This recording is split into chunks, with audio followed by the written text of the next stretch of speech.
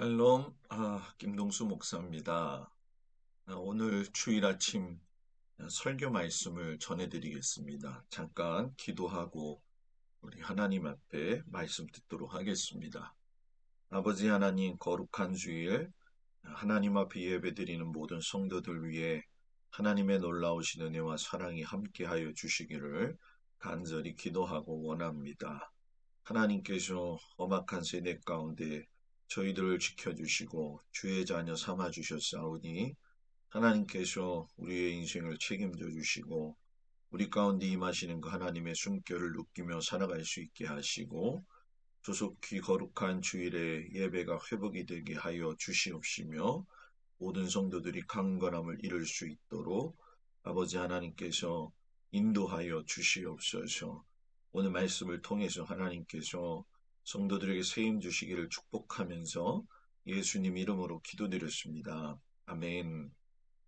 오늘 거룩한 주일의 주님 말씀은 세 군데입니다. 먼저 이사야서 40장 21절에서 31절까지 말씀을 보도록 하겠습니다. 구약성경 1015쪽 이사야서 40장 21절에서 31절까지 말씀을 제가 읽도록 하겠습니다. 너희가 알지 못하였느냐? 너희가 듣지 못하였느냐? 태초부터 너희에게 전하지 아니하였느냐? 땅의 기초가 창조될 때부터 너희가 깨닫지 못하였느냐? 그는 땅의 궁창에 앉으시나니 땅에 사는 사람들은 메뚜기 같으니라. 그가 하늘을 차일같이 퍼셨으며 거주할 천막같이 치셨고 귀인들을 패하시며 세상의 사사들을 헛되게 하시나니 그들은 겨우 심기고 겨우 뿌려졌으며 그 줄기가 겨우 땅에 뿌리를 박자 하나님이 입김을 부시니 그들은 말라 회오리 바람에 불려가는 초계 같도다. 거룩하신 이가 이르시되 그런즉 너희가 나를 누구에게 비교하여 나를 그와 동등하게 하겠느냐 하시니라. 너희는 눈을 높이 들어 누가 이 모든 것을 창조하였나 보라. 주께서는 수요대로 만상을 이끌어내시고 그들의 모든 이름을 부르시나니 그의 권세가 크고 그의 능력이 강함으로 하나도 빠짐이 없느니라. 야곱아 어찌하여 내가 말하며 이스라엘아 내가 이르기를 내 길은 여호와께 숨겨졌으며 내 송사는 내 하나님에게서 벗어난다 하느냐. 너는 알지 못하였느냐 듣지 못하였느냐. 영원하신 하나님 여호와 땅끝까지 창조하신 이는 피곤하지 않으시며 곤비하지 않으시며 명철이 한이 없으시며 피곤한 자에게는 능력을 주시며 무능한 자에게는 힘을 더하시나니 소년이라도 피곤하며 곤비하며 장정이라도 넘어지며 쓰러지되 오직 여호와를 앙망하는 자는 새 힘을 얻으리니 독수리가 날개치며 올라감 같을 것이요 다른 박질하여도 곤비하지 아니하겠고 걸어가도 피곤하지 아니하리로다. 아멘. 두 번째 말씀은 고린도전서 9장 16절에서 23절까지 말씀이 되겠습니다. 신약성경 273쪽 고린도전서 9장 16절에서 23절까지 말씀을 제가 봉독해 올리겠습니다. 내가 복음을 전할지라도 자랑할 것이 없음은 내가 부득불 할 일입니다. 만일 복음을 전하지 아니하면 내게 화가 있을 것이로다. 내가 내 자의로 이것을 행하면 상을 얻으려니와 내가 자의로 아니한다 할지라도 나는 사명을 받았노라. 그런즉 내 상이 무엇이냐? 내가 복음을 전할 때에 값없이 전하고 복음으로 말미암아 내게 있는 권리를 다 쓰지 아니하는 이것이로다. 내가 모든 사람에게서 자유로우나 스스로 모든 사람에게 종이 된 것은 더 많은 사람을 얻고자 함이라. 유대인들에게 내가 유대인과 같이 된 것은 유대인들을 얻고자 함이요 율법 아래에 있는 자들에게는 내가 율법 아래에 있지 아니하나 율법 아래에 있는 자 같이 된 것은 율법 아래에 있는 자들을 얻고자 함이요 율법 없는 자에게는 내가 하나님께는 율법 없는 자가 아니요 도리어 그리스도의 율법 아래에 있는 자이다. 율법 없는 자와 같이 된 것은 율법 없는 자들을 얻고자 함이라. 약한 자들에게 내가 약한 자와 같이 된 것은 약한 자들을 얻고자 함이요 내가 여러 사람에게 여러 모습이 된 것은 아무쪼록 몇 사람이라도 구원하고자 함이니 내가 복음을 위하여 모든 것을 행함은 복음에 참여하고자 함이라. 아멘. 마가복음 1장 29절에서 39절까지 말씀을 또 보도록 합니다. 마가복음 1장 29절에서 39절까지 말씀, 페이지 수로 54쪽이 되어지겠습니다. 마가복음 1장 29절에서 39절 말씀. 회당에서 나와 곧 야고보와 요한과 함께 시몬과 안드레 집에 들어가시니 시몬의 장모가 열병으로 누워 있는지라. 사람들이 곧 그 여자에 대하여 예수께 여짜온대 나아가서 그 손을 잡아 일으키시니 열병이 떠나고 여자가 그들에게 수동드니라. 저물어 해질 때에 모든 병자와 귀신 들린 자를 예수께 데려오니 온 동네가 그 문 앞에 모였더라. 예수께서 각종 병이 든 많은 사람을 고치시며 많은 귀신을 내쫓으시되 귀신이 자기를 알므로 그 말하는 것을 허락하지 아니하시니라. 새벽 아직도 밝기 전에 예수께서 일어나 내가 한적한 곳으로 가사 거기서 기도하시더니 시몬과 및 그와 함께 있는 자들이 예수의 뒤를 따라가 만나서 이르되 모든 사람이 주를 찾나이다. 이르시되 우리가 다른 가까운 마을들로 가자. 거기서도 전도하리니 내가 이를 위하여 왔노라 하시고 이에 온 갈릴리에 다니시며 그들의 여러 회당에서 전도하시고 또 귀신들을 내쫓으시더라. 아멘. 거룩한 주일 사랑하는 모든 성도들 이렇게 화면으로만 만날 수 있게 해주신 것도 참으로 감사를 드립니다. 오늘 우리가 같이 받을 은혜의 말씀은 우리 모두 예수님의 마음으로 살아가야 합니다. 라는 제목을 가지고 같이 은혜를 나누려고 합니다. 사람이 살아가면서 그 한평생의 시간이 어떻게 보면 길기도 한 것 같고 또 어떻게 보면 매우 대단히 짧은 것 같다는 거 아마 살면서 우리가 상황에 따라서 경험을 하게 되는 걸 보게 됩니다. 근데 이 한평생 살아간다는 게 쉽지만 않다는 거 우리가 너무나도 잘 알고 있죠. 왜냐하면 이 한평생의 인생을 늘 즐겁고 기쁘게 살 수만은 없기 때문에 그렇다는 얘기입니다. 바로 사람에게는 고통이라는 문제가 따라다니기 때문에 그렇지요. 고통이라고 하는 그 문제는 우리 인생을 살아갈 때 있어서 뗄래야 뗄 수 없는 그런 관계라고 우리가 생각하면 좋을 것 같습니다. 고통은 인간이 태어나서 가지고 있는 짊어지고 가야 될 운명이기도 하고 또 삶의 한 모습이기도 하고 현실의 모습이기도 하죠.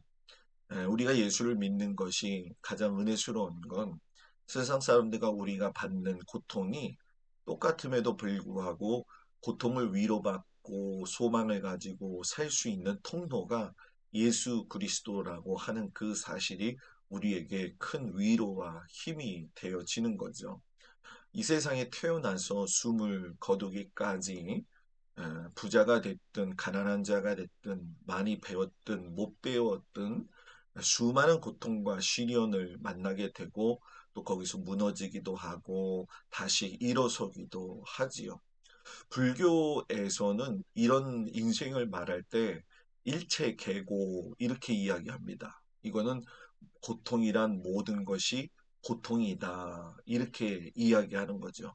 생로병사가 고통이고 사랑하는 사람하고 헤어지는 것도 고통이고 원하는 것을 얻지 못하는 것도 고통이고 심지어 미워하는 사람도 만나야 하는 것이 고통이고 욕심이 발동하는 것도 고통이다라고 이렇게 불교는 말하고 있죠. 오늘 그 복음서의 말씀을 보게 되면 병고에 시달리고 있는 그래서 밤잠을 이루지 못하고 체념 가운데 있었던 시몬 베드로의 장모가 등장을 합니다. 그리고 예수님께서 그 베드로의 장모를 고치시는 모습이 나오죠. 자, 이 모습을 보면서 우리가 놀라야 했던 것은 이 사건이 베드로 장모에게만 그친 것이 아니라 이 사건을 통해서 마지막 희망을 품고 예수님에게로 몰려 나온 가련한 인생들이 문제를 해결하고 또 하나님의 위로를 받았다라는 얘기죠. 그들은 고통 가운데 있었고 고통이 너무나도 힘들었기 때문에 예수님의 이러한 사역을 통해 가지고 살아계신 하나님을 경험하게 되면서 그 문제의 근원을 가지고 하나님 앞에 나오게 된 거죠. 고통의 문제처럼 이렇게 예민한 건 없지요. 만약에 누군가가 고통이 무엇인가요? 라고 물어봤을 적에 우리가 이론적으로 고통은 뭐 이런 거예요, 저런 거예요, 라고 이야기를 잘 해줄 수 있다고 한다면은 얼마나 좋겠어요. 그러나 고통은 이론이 아니라 삶에서 생각이나 삶에서 몸으로 부닥치는 현실이기 때문에 매우 고나고 힘들다는 거죠.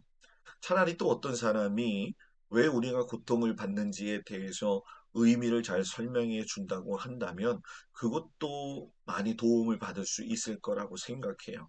많은 사람들이 자기가 경험한 안에서의 고통을 해석하려고 노력하죠.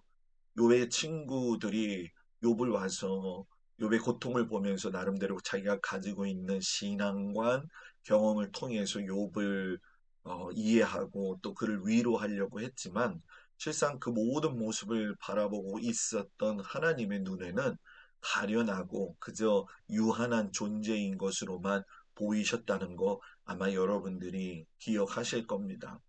목사로서 살면서 제일 힘들고 어려운 것이 무엇인가? 목사도 사역 가운데에서 보게 되면 무력감에 사로잡힐 때가 있다는 거죠.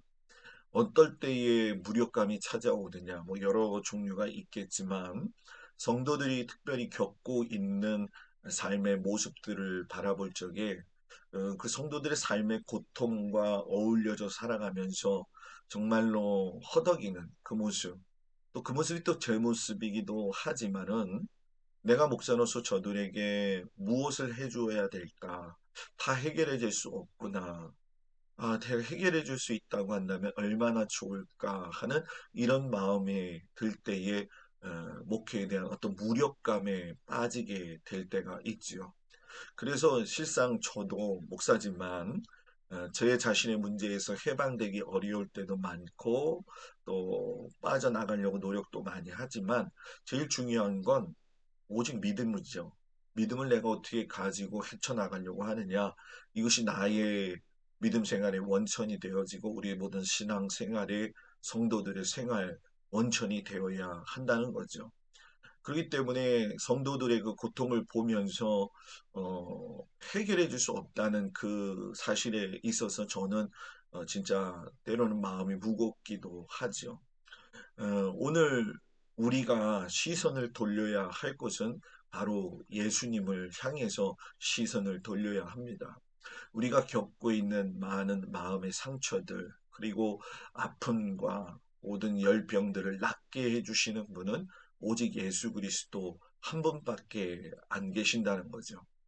예수님만이 하나님의 아들이셨지만 친히 당신이 순환을 당하시고 나서 인간의 모습을 가지고 삶의 의미와 삶 속에서 일어나고 있는 고통들을 체험을 하셨고 그 과정이 체험으로 끝난 것이 아니라 거기서 구원의 길을 열어 주셨다는 것이 얼마나 큰 은혜인가요? 지난주에 제가 여러분들한테 설교했던 말씀 기억나시나요? 예수님이 가버나움의 회당에 들어가서 말씀을 가르치셨을 적에 많은 사람들이 예수님의 가르치시는 모습을 보고 그 권위에 놀랐다라고 이야기 드렸죠. 그리고 보다 더 중요한 사실은 그 권위 있었던 자의 예수님의 모습을 정확하게 알아보고 있는 모습이 귀신 들린 자들이었다라는 거죠. 서기관들은 오히려 하나님의 말씀을 가르치고 있었는데 그들은 예수님이 하나님의 아들이심을 몰랐다는 거예요. 서기관들은 당시의 성전 제도의 대표적인 인물들이라고 할 수가 있습니다.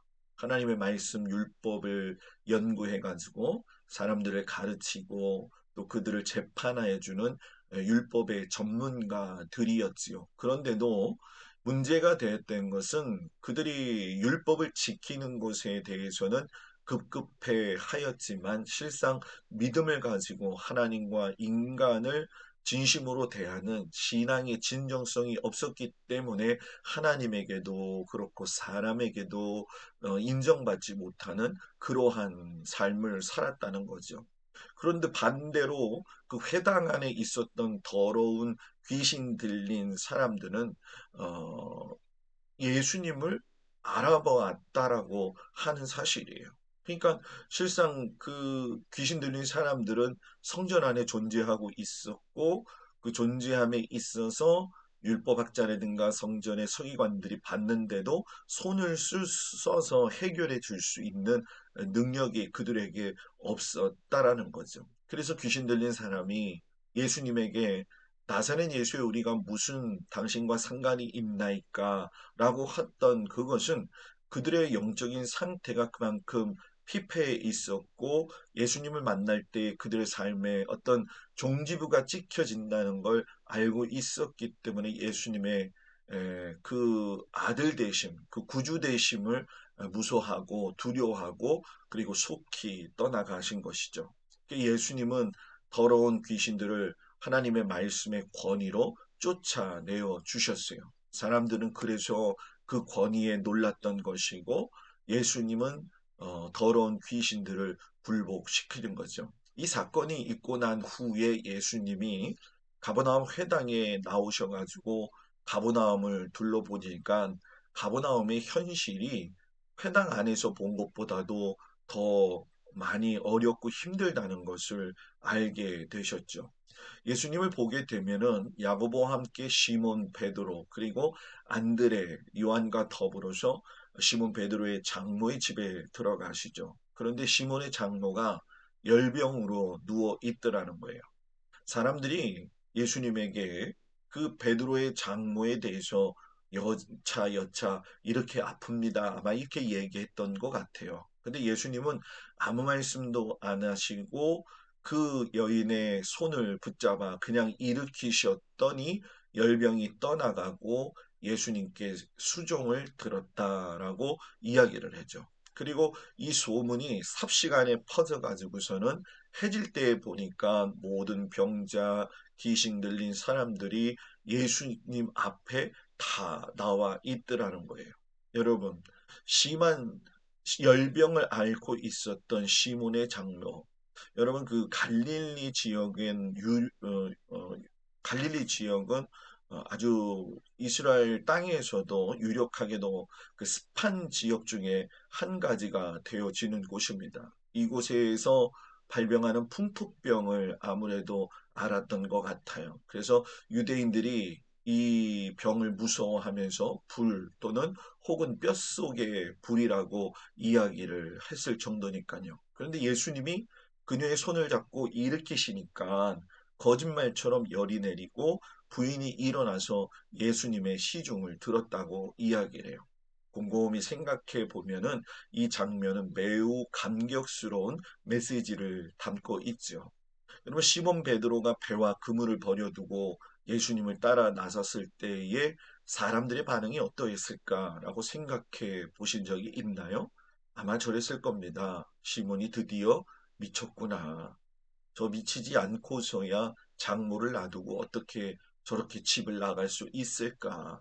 멀쩡하지 않으니까 저런 결과가 나온 것이지. 이런 많은 말들이 있었을 거라는 거죠. 그런데 오늘 보면 그 시몬이 예수님을 따라 나선 데에 반해서 예수님이 시몬의 가정을 그냥 가만히 놔둔 것이 아니라 외면하지 않으시고 장로의 열병을 고쳐 주셨다라는 거죠.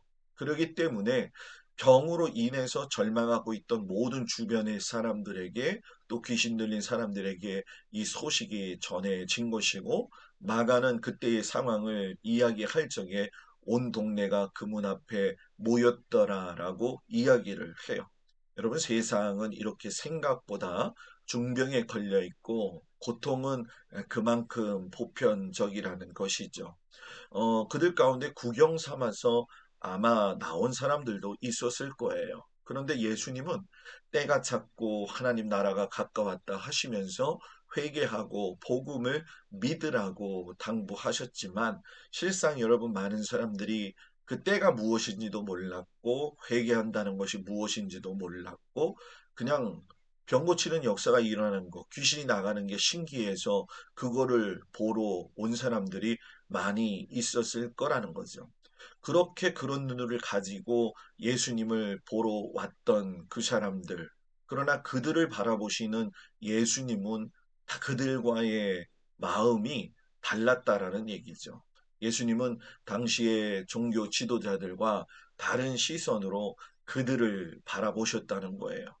유대계 지도자들은 그때나 이때나 지금 사람이 어떤 병을 겪거나 어떤 불행을 겪으면 그 사람이 하나님께 잘못했기 때문에 벌을 받은 것이다 라고 이야기를 하시죠. 간혹 우리 주변에도 보게 되면 어려운 일을 당하게 될 적에 저 사람이 뭔가 하나님 앞에 잘못했기 때문에 이런 벌을 받는 거야 라고 아주 결정적으로 짚고 넘어가는 사람들이 있는 거 여러분 보신 적이 많을 거라고 생각해요. 여러분 정말 그런가요? 그렇지 않다라는 거죠. 인간은 자기의 죄값을 치르기 위해 그 불행을 감수해야 된다고 하는 유대교 지도자들의 말은 예수님이 사랑으로 돌보시는 구세주가 되시는 그 자체를 거부하는 그런 말씀이셨죠. 왜냐하면 예수님은 하나님의 마음을 알고 계셨기 때문에 그렇다라는 거예요. 예수님이 그들을 고쳐주시죠. 그리고 함구하도록 이야기하시죠. 그럼 왜 고쳐주셨을까요? 그것은 단 한 가지예요. 그들이 하나님의 자녀였기 때문에 그렇다는 거죠. 예수님은 누가복음에서 하나님의 마음을 이렇게 이야기하고 있어요. 누가복음 11장 11절에서 13절에 보면 너희 중에 아버지 된 자로서 누가 아들이 생선을 달라 하는데 생선 대신에 뱀을 줄 수 있느냐? 알을 달라고 하는데 전갈을 줄 수 있느냐? 너희가 악할지라도 좋은 것을 자식에게 줄 알거든 하물며 너희 하늘 아버지께서는 구하는 자에게 성령을 주시지 않겠느냐 이렇게 말씀하시죠. 악한 부모도 제 자식에게는 잘한다라는 얘기예요. 그런데 하물며 하나님이 어떻게 자기 자녀에게 병을 주시겠느냐라는 것이죠. 이번 주에 시간이 된다고 한다면 영적 전쟁이라고 하는 부분에 대해서 여러분들한테 한번 녹화를 해서 보내드리려고 합니다. 하나님은 여러분 자기 자녀들에게 불행을 주시는 분이 아니죠. 이 불행이 하나님으로부터 왔다라고 하는 것은 아주 잘못된 사고 방식이죠. 하나님은 우리에게 병을 주시는 분이 아니라 우리를 아끼고 치료하시는 분이죠. 그래서 마가복음 5장 45절에 보면 하나님은 악한 사람에나 선한 사람에게나 똑같이 아침에를 떠오르게 하시고 의로운 사람에게나 의롭지 못한 사람들에게 똑같이 비를 내려 주신다라고 말씀하시잖아요.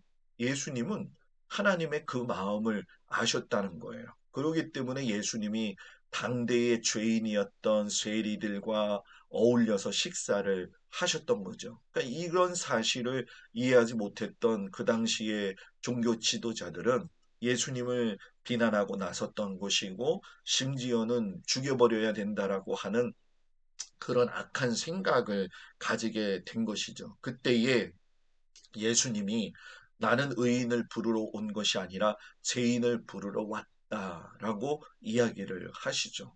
예수님은 저와 여러분을 부르시기에 오셨고 우리를 위해서 오신 분이라는 얘기죠. 어쩌면 내가 죄인이고 내가 소외되어져 있는 사람인지도 모릅니다. 또 그렇게 살아온 것이 우리의 인생이기도 합니다. 그러나 우리는 이제 절망에서 벗어나 아버지 하나님의 따뜻한 품으로 돌아가야 된다는 것이죠. 이것이 그 사람들을 바라보고 있는 예수님의 진정한 뜻이었다라는 거예요. 구약 성경의 오늘 말씀을 보니까 하나님께서 그 마음을 더 감격스럽게 이야기하시는 거 보지요. 야곱아 어찌하여 내가 말하며 이스라엘아 내가 이르기를 내 길은 여호와께 숨겨졌으며 내 송사는 내 하나님에게서 벗어난다 하느냐.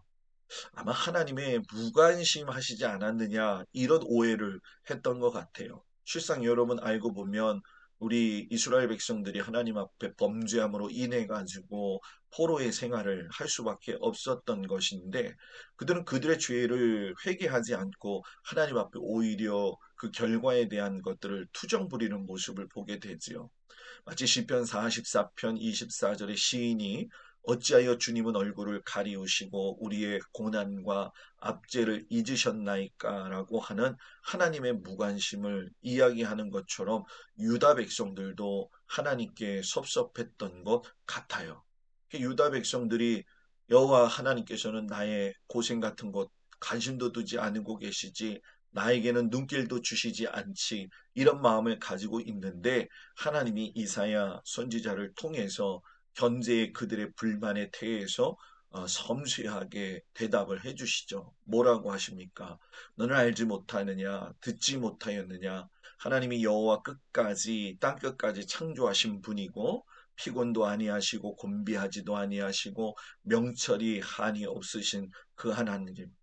피곤한 자에게 능력을 주시고 무능한 자에게 힘을 더하시고 소년에게는 곤비하더라도 있는 힘을 주시고 장정이 넘어지면 쓰러졌더라 할지라도 일으키시고 그래서 오직 여호와를 앙망하는 자는 새 힘을 얻어 독수리가 날개치며 올라가듯이 다른 박질하여도 피곤하지 아니할 것이고 걸어가도 피곤하지 아니할 것이라 하시면서 그들에게 위로의 말씀을 해주신다는 거죠. 마치 선생님께서 지나간 시간 동안에 배운 것들을 복습해 주시는 것처럼 그들의 삶에 하나님의 마음을 조목조목 설명해 주시면서 나는 힘이 빠진 너희들에게 힘을 주는 하나님이고 기진한 사람에게는 기력을 주는 분이고 또 청년들도 장정들도 비틀거리고 있겠지만 나를 믿고 따라오는 자는 새 힘을 주리라 라고 말씀하시면서 독수리가 비상하여 날개치면서 올라가는 것 같이 될 것이다 라고 하나님은 말씀하고 계시죠. 하나님은 역시 여전히 지금도 우리들에게 용기를 주시고 또 사랑을 주시는 분임을 여러분 믿어 의심치 않기를 바랍니다. 복음서에서 예수님도 그렇다는 말을 들게 되지요. 그 문 앞에 치유받으러 온 사람들 하나하나 어루만져 주시면서 병든 몸을 고쳐주시고 상처 입은 마음을 돌보아 주시고 억눌린 영혼들을 풀어놓아 주셨죠. 그 이유는 다른 것이 아니라 이 불쌍한 자들을 형제로 보셨고 당신의 자신의 모습으로 받아 보셨기 때문에 끝까지 그들을 대하는 모습이 사랑으로 가득 차 있었다라는 거예요. 마태복음 최후의 심판에서 보게 되면 예수님이 강조하시는 게 있습니다. 너희가 줄인 자, 목마른 자, 나그네 된 자, 헐벗은 자, 병든 자, 옥에 갇힌 자를 열거하시면서 이런 사람들 작은 자들에게 하나에게 한 것이 곧 내게 한 것이다라고 이야기를 하셨죠. 그러니까 여러분 가장 악하고 어떻게 보면 가장 힘들고 가장 고통스럽고 가난한 자를 여러분 주님은 그들과 당신을 동일시 여기셨다라는 거예요. 사도 바울이 오늘 그와 비슷한 고백을 하죠. 내가 스스로 모든 사람에게 종이 되었다라는 거죠.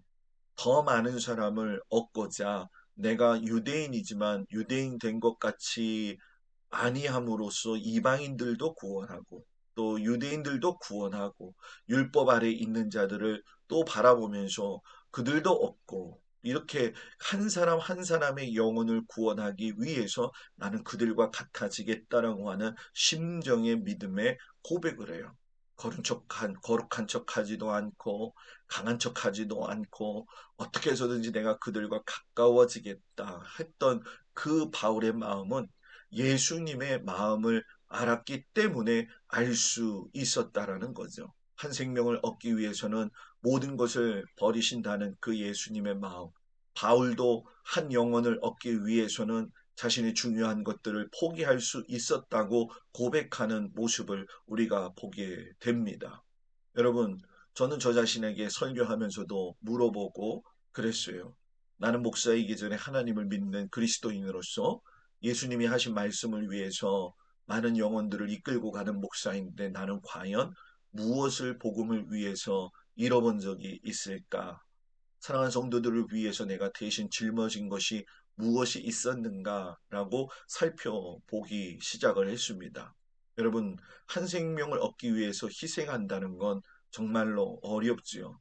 예수님의 마음을 가지고 이렇게 살아가는 것이 마치 예수님과 나는 동떨어져 있다라고 생각하고 그건 예수님이 하셨으니까 예수님만 할 수 있는 것이라고 생각할 때가 있는 것이 우리의 생각입니다. 그러나 여러분, 그렇지 않습니다. 주님의 몸된 교회로 세우시고 또 우리를 하나님의 자녀로 불러주신 것은 예수 그리스도의 마음을 본받아 살아가라고 하시는 거죠. 줄인 자들을 바라볼 적에 우리의 심정이 그들과 같아지고 병든 자, 아버지 또 정말 억울하고 힘든 자들을 볼 적에 그들의 심정이 내 심정으로서 같아지고 갇힌 자를 바라보면서 또 악한 병들과 귀신들에게 걸린 자들을 보면서 그들의 영혼을 살펴볼 수 있고 사랑할 수 있다고 한다면 예수님의 마음은 저 2000년 전에 역사하신 것이 아니라 오늘 내 안에서 벌써 역사하기 시작했다라고 하는 것을 우리가 알게 되어지는 것이죠. 예수님이 내 마음에 들어오시면 거기가 바로 하나님 나라가 되어집니다.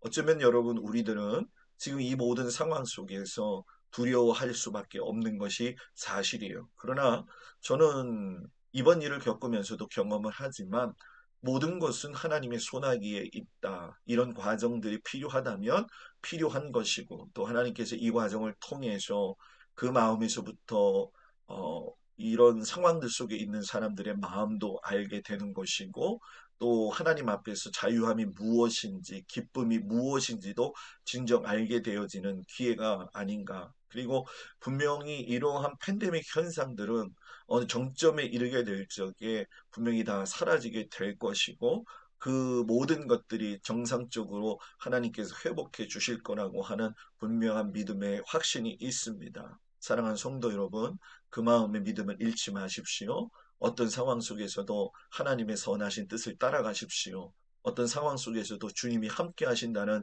그 사실을 믿고 우리 모두 서로를 위해서 기도하고 애쓰는 우리 성도들 되어지기를 축복합니다. 기도하겠습니다. 아버지 하나님 감사합니다. 사랑하는 성도들을 위해서 기도합니다. 예수님의 마음으로 살아갈 수 있도록 은혜 내리어 주시기를 간절히 기도하고 원합니다.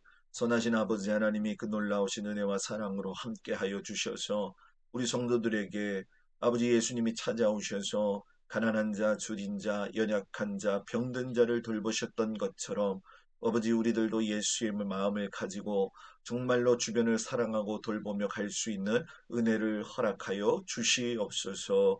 예수님의 이름으로 기도드렸습니다. 아멘. 샬롬.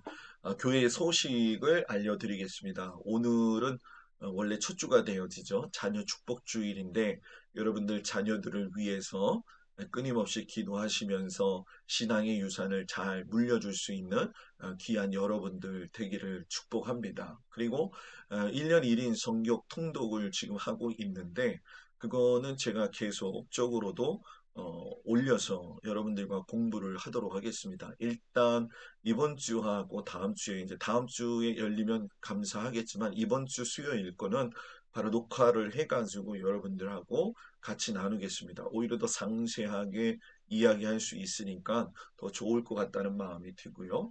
코로나 예방들 요즘 뭐 강화도 그렇고 그렇지만 매우 이게 심각한 게 아니라 일상화되어져 가지고 아주 가까이서 소식을 듣고 또 이제 저희 집사람도 그런 경우를 지금 당하고 있지만 여러분들 힘들어하지 마시고 또 그냥 마음을 차분히 갖고 감기처럼 지나가는 것인 것만큼 잘 버텨갈 수 있도록 우리 성도들 같이 기도해 주시고 또 여러분들도 건강을 잘 지켜 주시기를 부탁을 드립니다.